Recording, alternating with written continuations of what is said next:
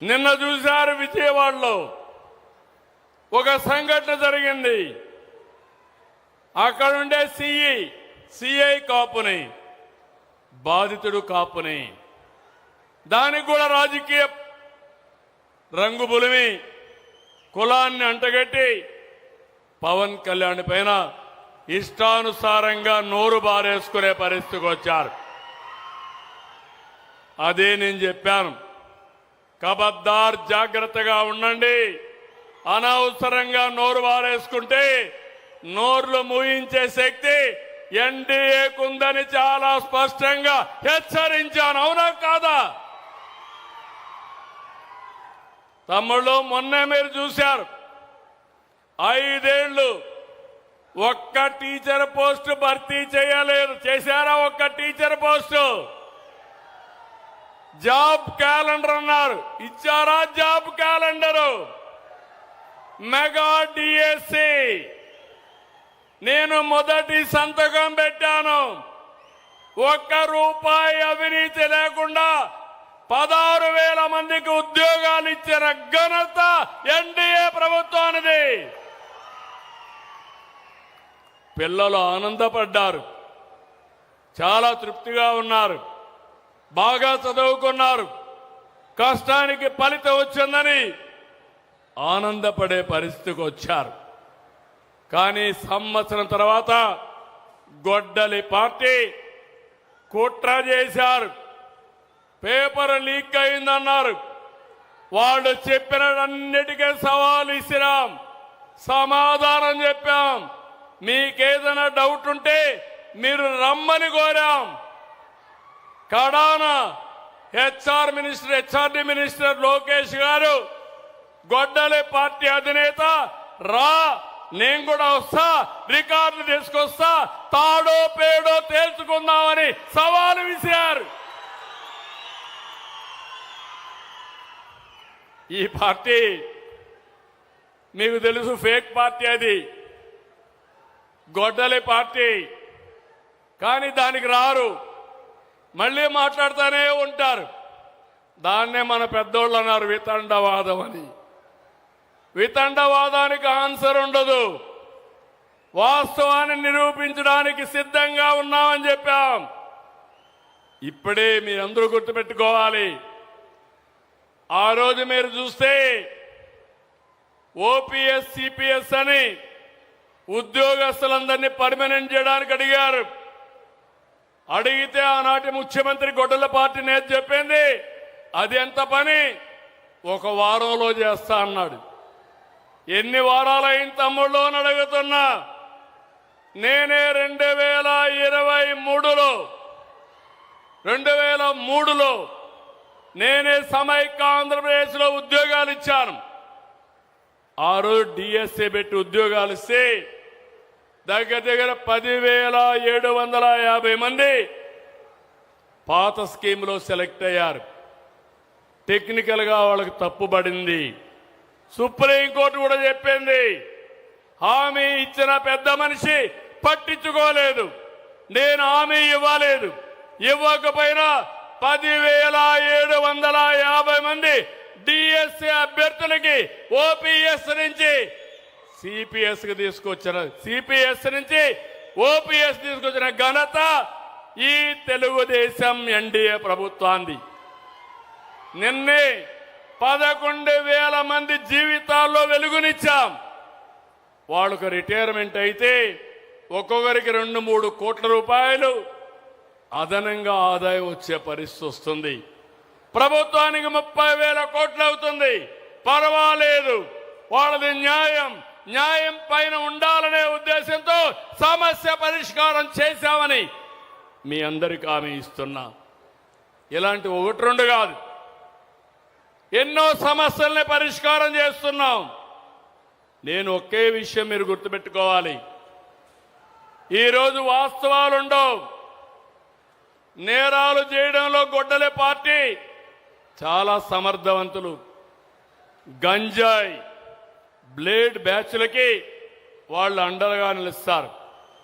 నాకు ఒక నమ్మకం ఉంది, రాయలసీమలో ముఠాల్ని పూర్తిగా అణిచివేసిన పార్టీ, అణిచివేసిన నాయకుడు నేనేనని మరొక్కసారి మీ అందరికీ గుర్తు చేస్తున్నా. 83లో మహాబలేశ్వర గుప్తా ఇక్కడ ఫ్యాక్షన్ రాజకీయాలకు బలైపోయాడు. ఆ తర్వాత కపట్రాల వెంకటప్ప నాయుడు కూడా ఇక్కడ ఈ యొక్క ముఠా రాజకీయాలకు గురైపోయారు. కానీ ఈరోజు దీనికి కారణాలు మీరు ఆలోచిస్తే వీళ్ళని వాడుకోవడం, వాళ్ళ దగ్గర నేరాలు చేయించడం, వాళ్ళని కాపాడుతామని నాటకాలు ఆడడం, తద్వారా ఫ్యాక్షన్లు క్రియేట్ చేసి రాజకీయ లబ్ధి పొందాలనుకుంటున్నారు. గొడ్డలి పార్టీకి విధ్వంసమే విజన్, ఫేక్ ప్రచారమే విధానం, రప్ప రప్ప రాజకీయాలే మేనిఫెస్టో. ఎప్పుడన్నా చూసారా తమ్ముళ్ళు? ఎక్కడన్నా కానీ ఒక పోస్టర్ ఉంటే ఆ పోస్టర్కి జంతు బలిచ్చే పరిస్థితి ఎక్కడన్నా చూసారా తమ్ముళ్ళు అని మిమ్మల్ని అడుగుతున్నా. మాట్లాడితే మళ్ళీ మేము వస్తాం, గొడ్డలు తీసుకొని రప్పా రప్పాలాడుతా ఉంటే చూడడానికి ఎన్డీఏ సిద్ధంగా లేదని హెచ్చరిస్తున్నా. నాటి బాబాయి మర్డర్, మొన్నటి పాస్టర్ రోడ్డు మీద ప్రమాదం, నిన్నటి సింగయ్య కారు కింద తొక్కించుకొని పోవడం అన్ని కుట్రలే. తిరిగి ఎదుటి వాళ్ళపైన వేయడం, బాబాయిని అతి దారుణంగా చంపి ఆ నేరాన్ని నా మీద ఒక ముఖ్యమంత్రి మీద పెట్టాడంటే, ఒకరోజు టైంలోనే ఆ గొడ్డలి కత్తి నా చేతిలో పెట్టి నారాసుర రక్త చరిత్రని పెట్టగలిగాడంటే ఎంత ప్రమాదకరో ఒకసారి మీరు ఆలోచించుకోండి.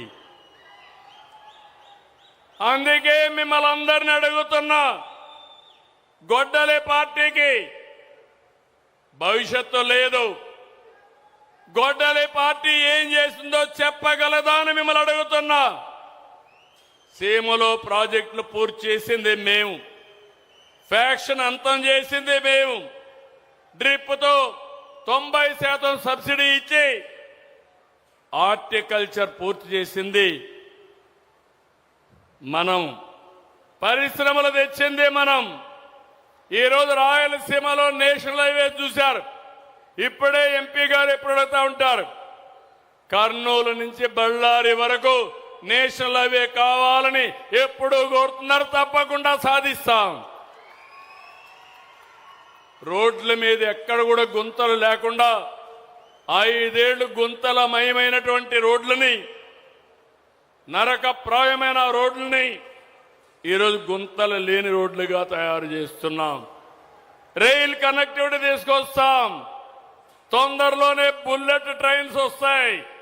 హై స్పీడ్ ట్రైన్ హైదరాబాద్ లో బయలుదేరితే కర్నూలు, అనంతపూర్, బెంగళూరుకి వెళ్తుంది. బెంగళూరులో బయలుదేరే ట్రైన్ మీరు చూస్తే చిత్తూరు ద్వారా మెడ్రాస్కి వెళ్తుంది. హైదరాబాద్ నుంచి నేరుగా అమరావతి, తిరుపతికి వస్తుంది. ఇవన్నీ కూడా తొందరలోనే వస్తాయి. రాయలసీమలో ఎక్కువ ఎయిర్పోర్ట్లు ఉన్నాయి. తిరుపతి, కడప, అదే సమయంలో పుట్టపర్తి, ఓర్వకల్, ఈ ఎయిర్పోర్ట్లు రాయలసీమలో ఉన్నాయి. భవిష్యత్తులో ఇంకా 3-4 ఎయిర్పోర్ట్లు వస్తాయి. నేను ఒకటే ఆలోచిస్తున్నాను, రాయలసీమకి పోర్టు కనెక్ట్ చేయాలి. రాయలసీమలో ఎక్కడ ఫ్లైట్ ఎక్కాలన్నా 1 గంటలో ఎక్కే పరిస్థితి వస్తుంది. తొందరలోనే స్వర్ణగిరి నుంచి ఎయిర్పోర్ట్కి హెలికాప్టర్ పెట్టి ఇక్కడ తయారు చేసిన గోల్డ్ అక్కడ తీసుకుపోయే పరిస్థితి వస్తుంది. కేవలం రాయలసీమలో మీరు గుర్తుపెట్టుకుంటే 2 ఏళ్లలో 12,500 కోట్లు ఖర్చు పెట్టాం. మీరు 5 ఏళ్లలో 2,500 కోట్లు ఖర్చు పెట్టారు. మీరు మమ్మల్ని విమర్శిస్తారు. రాయలసీమ బిడ్డని, రాయలసీమకు అండగా ఉంటా, రాయలసీమని రతనాల సీమగా తయారు చేసే వరకు మీకు తోడుగా ఉంటా. ఎన్జీటీలో మీ ప్రభుత్వంలో స్టే వస్తే స్టే వెకేట్ చేయించలేని వాళ్ళు రాయలసీమ లిఫ్ట్ ఇరిగేషన్ గురించి మాట్లాడతారు. మళ్ళీ కన్నార్పకుండా అబద్ధాలు చెప్తానే ఉంటారు. నీళ్లు ఇవ్వడం అంటే సెట్టింగులతో గేట్లు పెట్టి తీసేయడం కాదు, చిత్తశుద్ధితో పనిచేయాలి. పొలాలకు నీళ్లు ఇవ్వాలి. ఆ పొలాల్లో బంగారం పండించినప్పుడే అది దానికి చిత్తశుద్ధి అని చెప్పి నేను మీకు తెలియజేస్తున్నా. వీళ్ళ ప్రభుత్వంలో తుంగభద్ర మనం వస్తానే ఎన్ని ప్రాజెక్టుల ప్రభుత్వంలో దెబ్బతిన్నాయంటే కడాన గేట్లు కూడా పెట్టలేకపోయారు. అదే మనం వచ్చిన తర్వాత తుంగభద్ర గేట్లు దెబ్బతింటే కర్ణాటక సీఎంతో మాట్లాడి గేట్లు పెట్టించి ఈ ప్రాంతానికి న్యాయం చేశాం. రేపే 3 ముఖ్యమంత్రులు కలిసి కేంద్ర మంత్రి కలిసి దాన్ని ఇనాగరేట్ చేస్తున్నామని చెప్పి నేను మీకు తెలియజేస్తున్నా. నేను ఒకటే మీ అందరికీ విజ్ఞప్తి చేస్తున్నా, ఇది పవిత్రమైన స్థలం స్వర్ణగిరి. ఇక్కడ చెప్తున్నా, గవర్నమెంట్ వస్తానే వైట్ పేపర్స్ ఇచ్చాం, ఇప్పుడు ప్రోగ్రెస్ రిపోర్ట్లు ఇస్తాం. పారదర్శకంగా ఉంటాం, అందరికీ నమ్మకం కల్పిస్తాం. ఈ జొన్నగిరి గోల్డ్ ఫీల్డ్ నుంచి చెప్తున్నా, ఇక అంతా స్వర్ణయుగమే. అంతా కలిసి స్వర్ణాంధ్ర 2047 నిజం చేసుకుందాం. ఇది అసాధ్యమేం కాదు, ఇది సాధ్యం. ఇది నా ఒక్కడి వల్ల అయ్యే పని కాదు. నాకు 5 కోట్ల మంది మీరు అండగా నిలబడితే తప్పకుండా దేశంలోనే నెంబర్ 1 రాష్ట్రంగా తయారు చేసి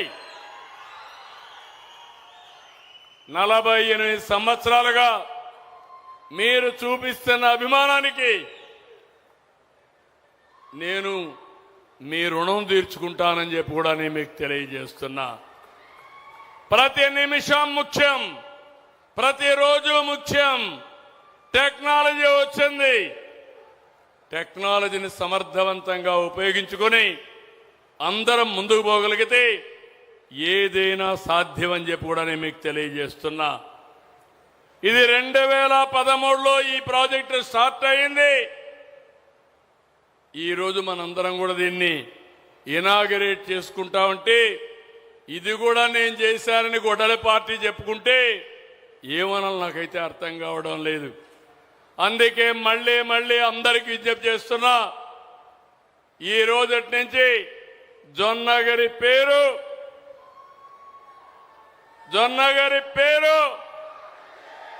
గట్టి చెప్పండి. జొన్నగిరి పేరు జై స్వర్ణగిరి, జై స్వర్ణగిరి, జై స్వర్ణగిరి, జై భారత్, జై తెలుగు తల్లి, జై హింద్. గౌరవ ముఖ్యమంత్రి వర్యులు